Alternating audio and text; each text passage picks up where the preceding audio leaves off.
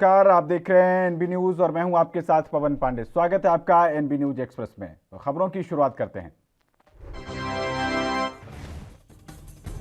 प्रधानमंत्री नरेंद्र मोदी ने 35 राज्यों और केंद्र शासित प्रदेशों में पीएम केयर्स फंड से स्थापित 35 pressure swing absorption oxygen plant को राष्ट्र को समर्पित किया है। और इस अवसर पर ऋषिकेश स्थित अखिल भारतीय आयुर्विज्ञान संस्थान एम्स में आयोजित एक समारोह को संबोधित करते हुए प्रधानमंत्री नरेंद्र मोदी ने कहा कि केंद्र सरकार उत्तराखंड की प्रगति के लिए राज्य सरकार को हर संभव मदद कर रही है। उन्होंने कहा कि डबल इंजन सरकार राज्य को नई ऊंचाइयों पर ले जाएगी। अगले साल की शुरुआत में उत्तराखंड में विधानसभा चुनाव होने हैं।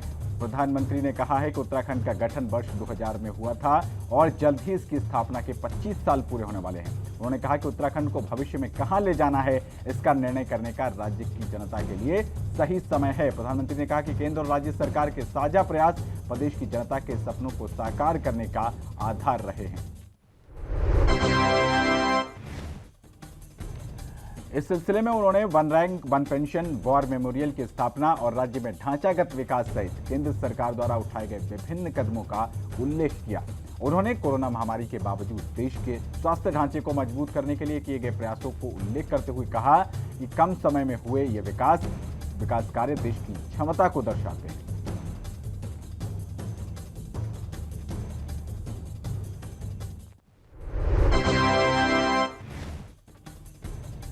प्रधानमंत्री मोदी ने कहा कि सामान्य दिनों में भारत में एक दिन में 900 metric ton liquid medical oxygen का उत्पादन होता था, लेकिन मांग बढ़ते ही भारत ने इसका उत्पादन 10 गुना से भी ज्यादा बढ़ाया। उन्होंने कहा यह दुनिया के किसी भी देश के लिए अकल्पनीय लक्ष्य था, लेकिन भारत ने इसे हासिल करके दिखाया।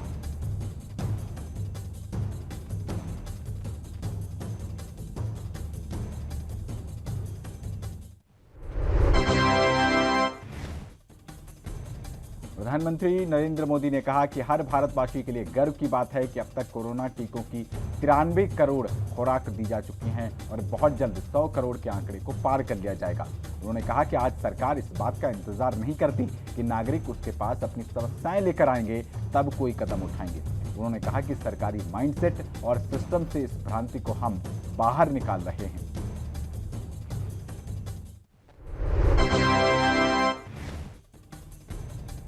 भारतीय जनता पार्टी के राष्ट्रीय अध्यक्ष जेपी नड्डा ने प्रधानमंत्री नरेंद्र मोदी को गुजरात और केंद्र सरकार के प्रमुख के रूप में 20 साल पूरे करने पर बधाई दी।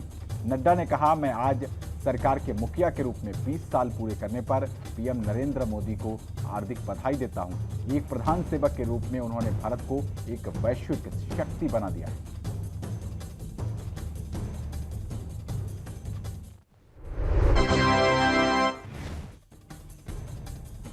बिहार पुलिस की 92 महिला कमांडो राज्य में लड़ाकू अभियानों के लिए तैयार हैं। इसके लिए उन्होंने सीआरपीएफ से उन्नत युद्ध प्रशिक्षण भी प्राप्त किया है। बिहार पुलिस की महिला कमांडो नजदीकी लड़ाई और नक्सल युद्ध में कुशल हैं।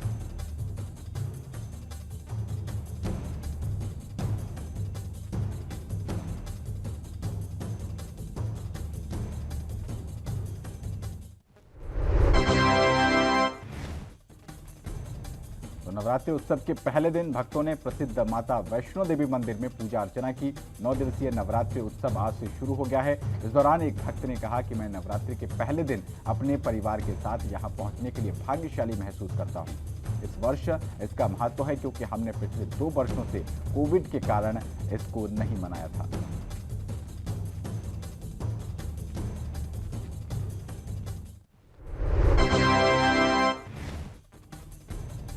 जम्मू कश्मीर के श्रीनगर में आतंकियों की कायराना हरकतें थमने का नाम नहीं ले रही हैं।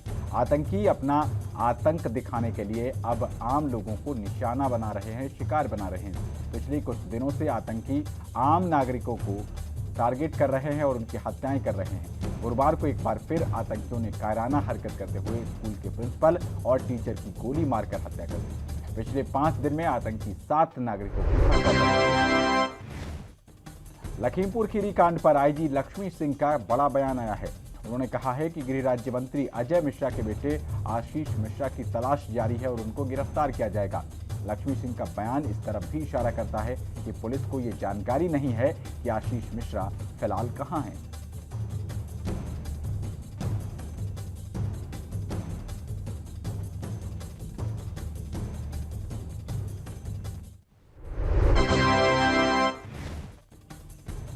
कानपुर के प्रॉपर्टी डीलर मनीष गुप्ता की गोरखपुर के होटल में पीट कर हत्या मामले में सीसीटीवी फुटेज सामने आया है। इस सीसीटीवी फुटेज में मनीष गुप्ता के शरीर में कोई हरकत होती नहीं दिख रही है।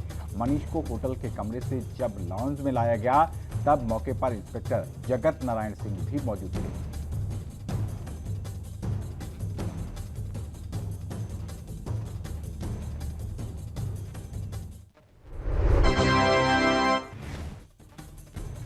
ममता बनर्जी ने पार्टी के मुखपत्र जागो बांग्ला के लेख में लिखा है कि कांग्रेस बीजेपी के खिलाफ लड़ाई लड़ने में पूरी तरह विफल रही है। इसलिए भारत के लोगों ने फासीवादी भगवा पार्टी को हटाकर एक नया भारत बनाने की जिम्मेदारी तृणमूल कांग्रेस पर डाल दी है। ममता ने लिखा कि इस साल की शुरुआत में राज्य में हुए विधानसभा चुनाव में बीजेपी के खिलाफ शानदार जीत के बाद टीएमसी ने देश भर के लोगों का विश्वास अर्जित किया है। इस लेख का शीर्षक दिया गया है। बीजेपी के सांसद वरुण गांधी ने लखीमपुर मसले पर वीडियो ट्वीट कर लिखा है कि ये वीडियो बिल्कुल साफ है। प्रदर्शनकारियों का मर्डर करके उनको चुप नहीं कराया जा सकता। निर्दोष किसानों के बिखरे खून की जवाबदेही तय होनी चाहिए और सभी किसानों के अंदर अहंकार और क्रूरता का संदेश जाए, इससे पहले न्याय होना चाहिए।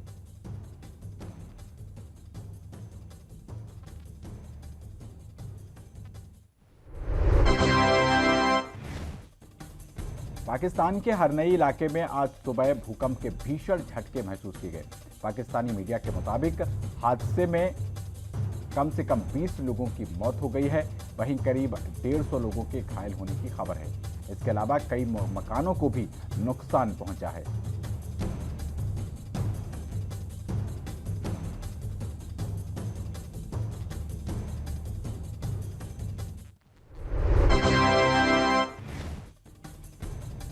ताइवान को चीन अपना हिस्सा मानता है, जबकि कई देश उसके साथ कूटनीतिक रिश्ते बना रहे हैं। इससे गुस्साए चीन लगातार ताइवानी हवाई क्षेत्र में अपने लड़ाकू विमान भेज रहा है।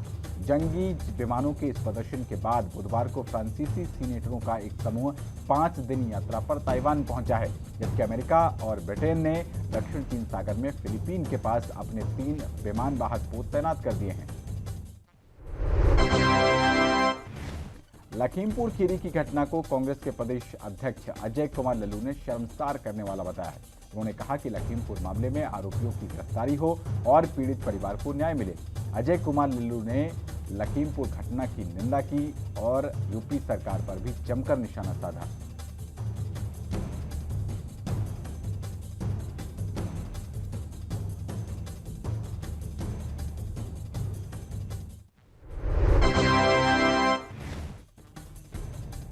पीएम मोदी के गुजरात और केंद्र में शासनकाल के 20 साल पूरा होने पर कैबिनेट मंत्री अनुराग ठाकुर ने कहा है कि प्रधानमंत्री मोदी ने सबका साथ, सबका विकास और सबका विश्वास के तर्ज पर देश में विकास किया है और देश के हर गरीब तक सरकारी योजनाओं का लाभ पहुंचाया है।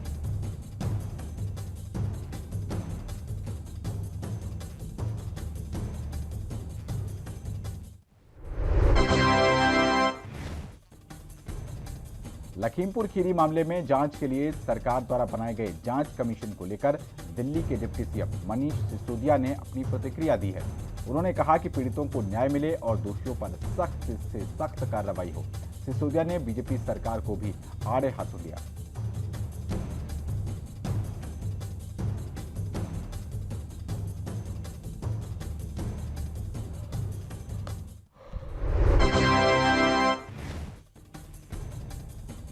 लखीमपुर मामले को सुप्रीम कोर्ट ने स्वतः संज्ञान लिया है और आज इस मामले पर सुप्रीम कोर्ट में सुनवाई हुई है। सुप्रीम कोर्ट के इस फैसले पर बीएसपी के नेता सुधींद्र भदौरिया ने कहा कि वो सुप्रीम कोर्ट के इस फैसले का स्वागत करते हैं कि लखीमपुर मामले को सुप्रीम कोर्ट ने खुद संज्ञान में लिया।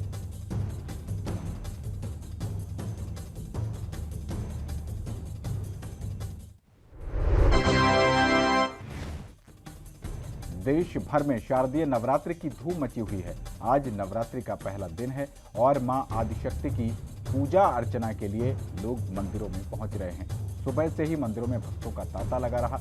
वहीं असम के गुवाहाटी में स्थित मां कामाख्या देवी मंदिर में भी सुबह से ही भक्तों का तांता लगा रहा। सुबह से ही भक्त मां कामाख्या के दर्शन करने पहुंचे। हालांकि इस दौरान कोरोना गाइडलाइन का भी खासा ख्याल रखा गया।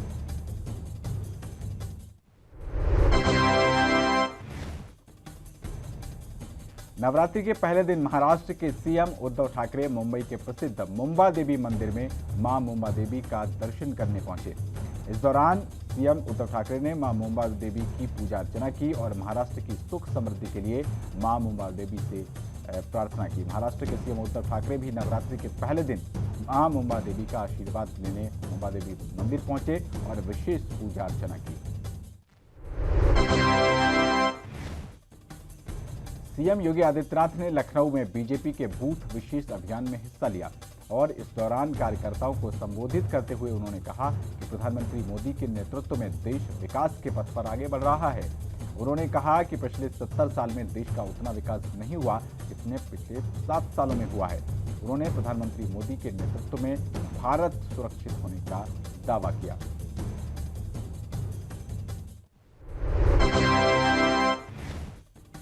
शारदीय नवरात्रि आज से शुरू हो चुके हैं और नवरात्रि के पहले दिन से ही मंदिरों में भक्तों का तांता लगा रहा।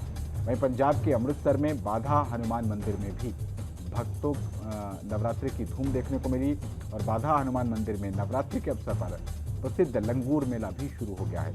नवरात्रि के पहले ही दिन मेले में अच्छी खासी भीड़ देखने को मिली। मेले में हर तरफ नवरात्रि की धूम नजर आई।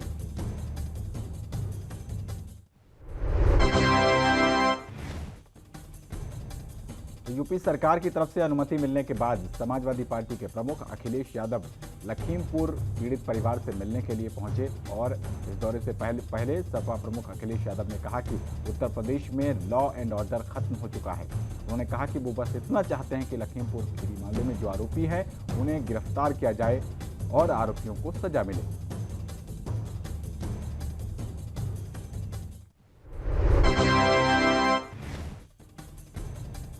उत्तर प्रदेश के मुख्यमंत्री योगी आदित्यनाथ अपने 2 दिवसीय वाराणसी दौरे के दौरान गुरुवार को श्री काशी विश्वनाथ मंदिर में विधिवत दर्शन पूजन करने पहुंचे। दर्शन पूजन के बाद उन्होंने निर्माणाधीन विश्वनाथ कॉरिडोर के कार्यों का निरीक्षण किया और कॉरिडोर निर्माण कार्य के प्रगति के संबंध में वहां कमिश्नर दीपक अग्रवाल ने विस्तार से सीएम योगी को जानकारी दी, जिसके बाद सीएम योगी ने कॉरिडोर का काम समय से पूरा करने के लिए अधिकारियों को दिशा निर्देश दिए।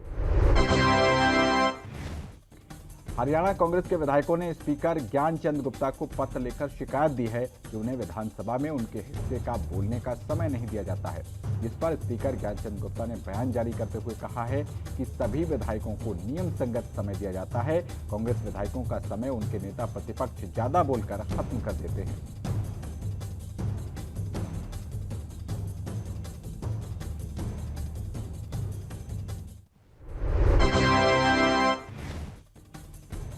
इलाहाबाद उपचुनाव 2021 के लिए बीजेपी जेजेपी गठबंधन के उम्मीदवार गोविंद कांडा ने भी गुरुवार को नामांकन दाखिल किया। उनका नामांकन भरवाने के लिए बीजेपी के दिग्गज नेता सुभाष बराला पहुंचे, लेकिन गोविंद कांडा के नामांकन भरने से पहले किसानों ने एसडीएम कार्यालय का घेराव कर लिया। किसानों का कहना था कि वे बीजेपी प्रत्याशी का ही विरोध करने आए हैं। वहीं इस दौरान गोविंद कांडा ने जीत का भी दावा किया।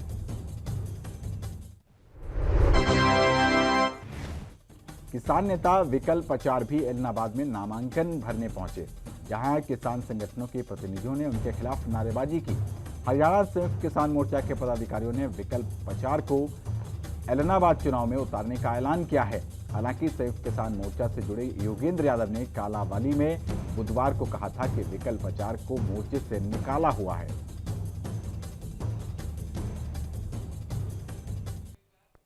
तो यहां पर एक छोटे से ब्रेक के लिए फौरन लौट रहे हैं, बने रहिए एनबी न्यूज के साथ।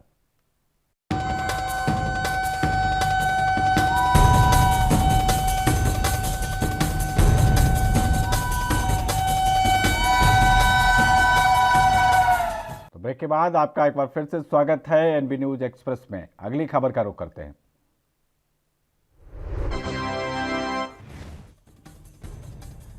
पंचकुला श्री माता मनसा देवी मंदिर में पहले नवरात्र को लेकर हरियाणा के राज्यपाल बंडारू दत्तात्रेय माथा टेकने पहुंचे। उन्होंने अश्विन नवरात्र के शुभारंभ पर आज माता मनसा देवी मां के चरणों में शीश नवाकर मनोकामना और पूजा अर्चना की। इसके बाद राज्यपाल हवन यज्ञ में भी शामिल हुए। मौके पर श्री माता मनसा देवी श्राइन बोर्ड और पंचकुला जिला प्रशासन के तमाम अधिकारी मौजूद रहे।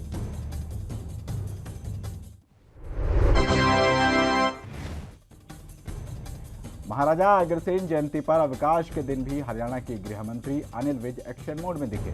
दिल्ली एम्स के डॉक्टरों ने उन्हें आराम की सलाह दी है और 3 दिन पहले ही वो अस्पताल से स्वास्थ्य लाभ लेकर वापस लौटे हैं। लेकिन अवकाश के दिन भी काम को पूरी तरजीह देते हुए उन्होंने अलग अलग विभागों की सैकड़ों फाइलों का निपटान अपने अंबाला स्थित आवास से किया।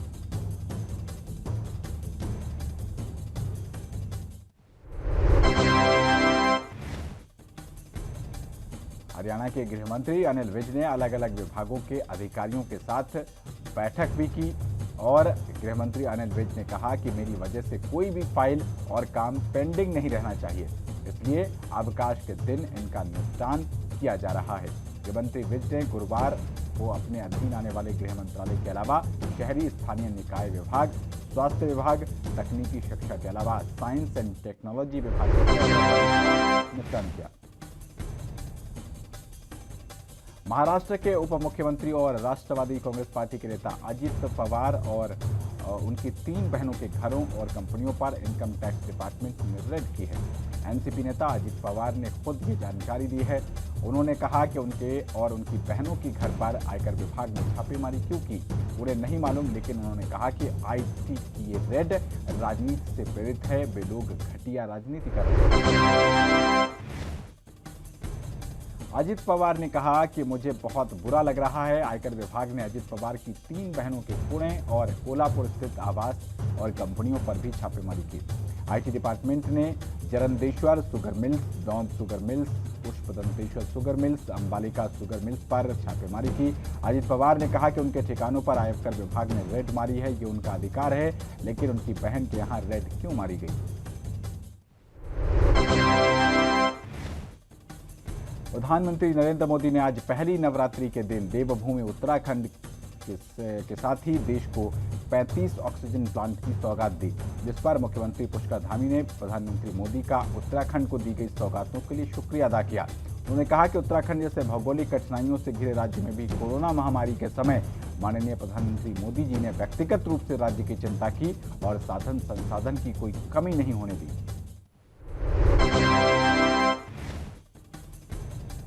बाजपुर में कृषि कानूनों के विरोध में कांग्रेस के पूर्व मुख्यमंत्री हरीश रावत के नेतृत्व में कांग्रेस कार्यकर्ताओं द्वारा लोकतंत्र बचाओ मार्च निकाला गया।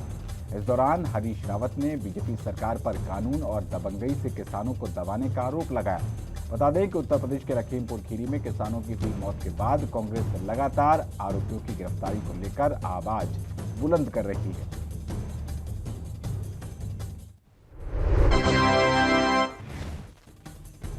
इस दौरान पूर्व मुख्यमंत्री हरीश रावत ने कहा कि पहले बीजेपी सरकार ने कृषि कानून को लागू कर किसानों की आवाज को दबाने का प्रयास किया था, लेकिन जब किसानों की आवाज नहीं दब सकी तो बीजेपी ने किसानों को कुचलने का काम किया है।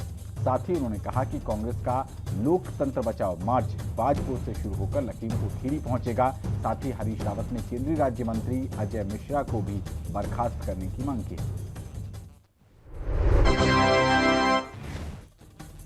प्रधानमंत्री नरेंद्र मोदी के उत्तराखंड आगमन को लेकर जहां बीजेपी में खुशी दिखी, तो वहीं उत्तराखंड महिला कांग्रेस ने प्रधानमंत्री नरेंद्र मोदी के उत्तराखंड आगमन पर विरोध जताया। इसे लेकर महिला कांग्रेस की कार्यकर्ताओं ने गांधी पार्क में काली पट्टी बांधकर विरोध जताया है। वहीं महानगर महिला कांग्रेस के अध्यक्ष कमलेश रमन ने कहा कि लखीमपुर खीरी में बीजेपी नेता के बेटे ने किसानों को कुचल दिया था, लेकिन अब तक उसे जेल नहीं भेजा गया है। आज पीएम मोदी मंत्री के बेटे को बचाने का काम कर रहे हैं। वहीं मंगलौर के कांग्रेस विधायक काजी निजामुद्दीन ने क्षेत्र की जनता के स्वास्थ्य को ध्यान में रखते हुए सामुदायिक स्वास्थ्य केंद्र नारसन को बड़ी सौगात के रूप में एक एम्बुलेंस भेंट की, जिससे क्षेत्र की जनता को बड़ा फायदा होगा। सामुदायिक स्वास्थ्य केंद्र नारसन में गांव देहात क्षेत्र के मरीजों का इलाज किया जाता है, लेकिन स्वास्थ्य केंद्र के अंतर्गत आने वाले क्षेत्र में अगर कोई दुर्घटना हो जाती थी तो वहीं सामुदायिक स्वास्थ्य केंद्र के चिकित्साधिकारी डॉक्टर लालकुआं विधानसभा क्षेत्र के तराई पूर्वी डॉली रेंज कार्यालय में वन्य प्राणी सुरक्षा सप्ताह के समापन पर आयोजित गोष्ठी में वन विभाग की ओर से क्षेत्रवासियों से वन्य प्राणियों के संरक्षण की अपील की गई। जहां तराई पूर्वी डॉली रेंज कार्यालय में आयोजित गोष्ठी कार्यक्रम में बतौर मुख्य अतिथि पहुंचे सेंचुरी पेपर मिल के सीईओ जेपी नारायणा ने कहा कि वन्य जीवों का वनों से अटूट रिश्ता है।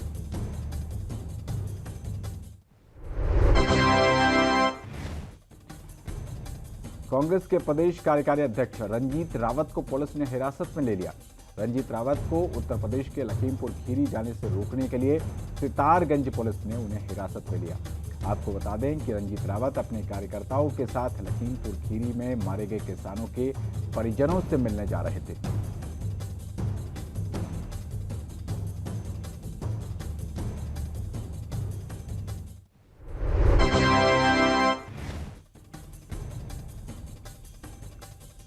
यदि आप महंगी और पश्चिम ब्रांड की शराब पीने के शौकीन हैं तो सावधान हो जाइए।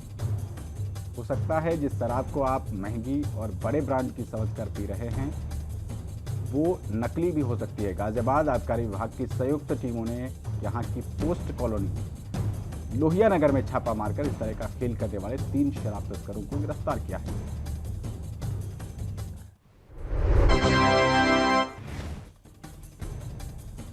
दरअसल ये तस्कर दिल्ली, हरियाणा और अन्य राज्यों से घटिया ब्रांड की शराब यहां लाते थे और बड़े ब्रांड की खाली बोतलों में भरकर उसको बाजार में बेचकर अवैध रूप से कमाई करते थे। पुलिस ने इनके कब्जे से लाखों रुपए की शराब के अलावा ब्रांडेड कंपनियों की बोतलें, ढक्कन, रैपर और पैकिंग करने के उपकरण भी बरामद किए हैं।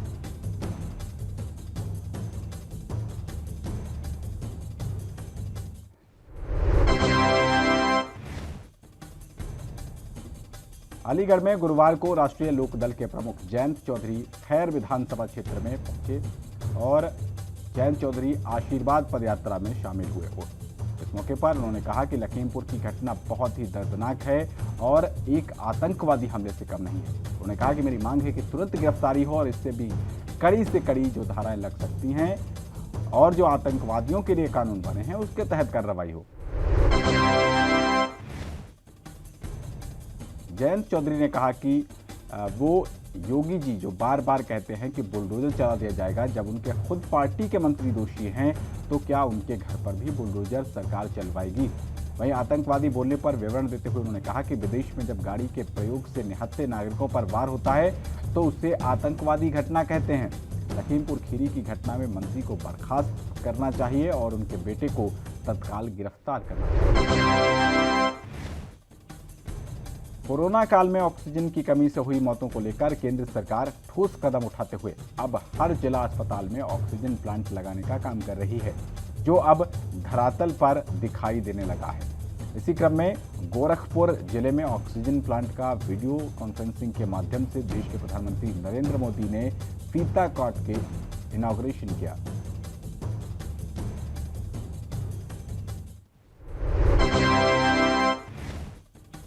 हरियाणा के फतेहाबाद में आज किसानों ने खराब फसल के मुआवजे को लेकर अनाज मंडी में पंचायत की और उसके बाद नारेबाजी करते हुए किसान फतेहाबाद के लघु सचिवालय पहुंचे।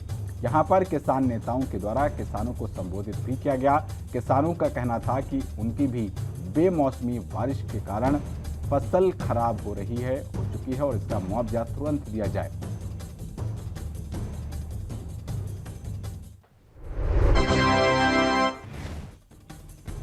इसी के साथ किसानों ने मांग की कि पराली की समस्या का भी समाधान किया जाए। धान का सीजन सिर पर आ गया है और अगर पराली की समस्या का प्रशासन कोई समाधान नहीं करता तो किसानों को मजबूरन पराली में आग लगानी पड़ेगी।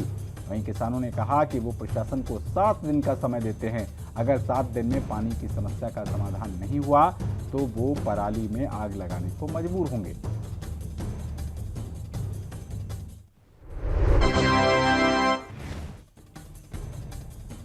कांग्रेस प्रवक्ता अलका लांबा ने रसोई गैस के दामों में हुए इजाफे को लेकर केंद्र सरकार पर निशाना साधा है।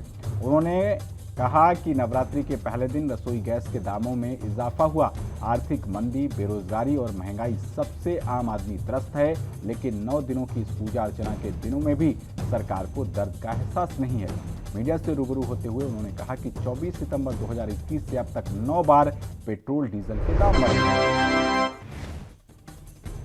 खबर हरियाणा के पलवल की है, जहां उपायुक्त कृष्ण कुमार ने बताया कि पलवल जिले में धान की खेती करने वाले किसानों को जागरूक करने के लिए 2 जागरूकता वैन को रवाना किया गया है।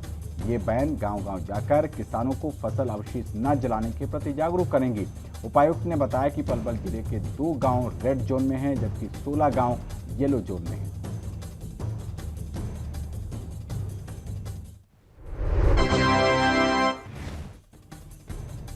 उपायुक्त कृष्ण कुमार ने कहा है कि प्रदूषण को कंट्रोल करने के लिए ये जरूरी है कि जिले में फसल अवशेष न जलाए जाएं। वहीं उन्होंने बताया कि हरियाणा सरकार के दिशा निर्देशानुसार फसल प्रबंधन करने वाले कृषि यंत्रों पर किसानों को सब्सिडी प्रदान की जा रही है। हरियाणा जिले में 3.25 करोड़ रुपए की सब्सिडी किसानों को प्रदान की जाएगी।